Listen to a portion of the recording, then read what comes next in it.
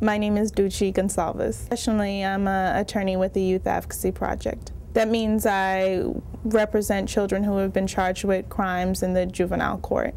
In juvenile court, I work with children. It could be between the ages of 7 and 17, sometimes a little bit older, but kids are in the court because they've been charged with a crime as a juvenile, and the intention is, to work with them a little differently than adults. It's treatment focused so that they don't reoffend. So a child may be charged with a crime, so I go into court and I defend them, I advocate for them in front of a juvenile judge. To be an attorney, you're required to go to law school.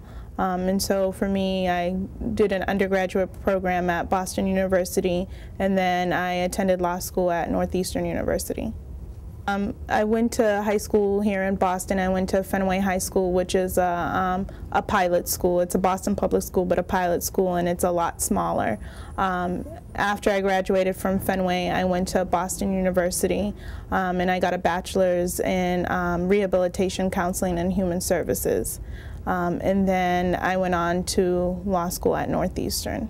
I knew I wanted to go on to college. I had family members who, I'm first generation Cape Verdean, so a lot of my family members didn't have an opportunity to finish high school or go on to college, and my parents were here working hard to provide for me and my brothers and sisters, so I felt that to take advantage of the opportunities that other people hadn't had before, and I knew I wanted to do something. At the point when I was in high school, I had no idea what I wanted to do. I didn't know if I wanted to be a lawyer, and I think being a lawyer was far from my mind because I didn't know any other lawyers, so I really wasn't exposed to that, so it wasn't something that I knew a lot about. You need the grades to get into a school, a good school, so focus on your academics, but the other thing is to seek out different resources. Unfortunately, when I was growing up, I didn't know a lot of people who were lawyers, and I didn't know that I could, now you have the internet, you could just go online and look up different people in your area and try to make those connections.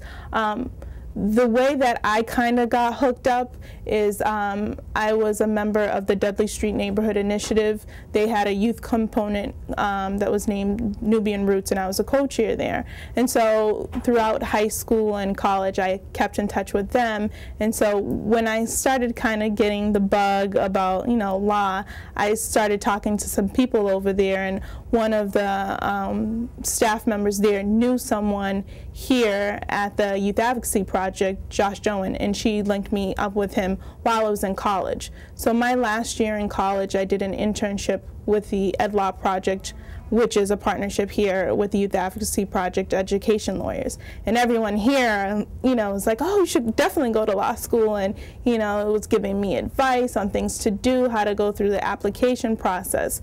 And so that's how I kind of started. If someone is interested, it doesn't have to be law. It could be something in the health field. If they could, find a place and take the initiative to contact someone there and see if it's possible to volunteer maybe after school or on the weekends, or to potentially set up an internship if their school allows for that. I know that my high school, senior year, you're allowed to do an internship. So if you can take advantage of some of those things just to learn more about that profession, you may love it, you may hate it, but at least and then you can go on and figure out what is the right fit for you. For me, I was lucky enough to have that opportunity, and then when while I was in college and trying to figure out if I was going to apply to law school, you have to take a law school admissions test. And so for me, I was like, okay, how do I do this? And so I talked to other students who were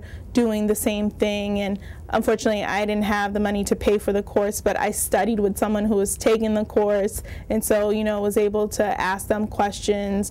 I got books from people who had already taken the course and test, and just used those books to study. So you kind of have to be creative and resourceful if you don't have those things at your fingertips to make it happen.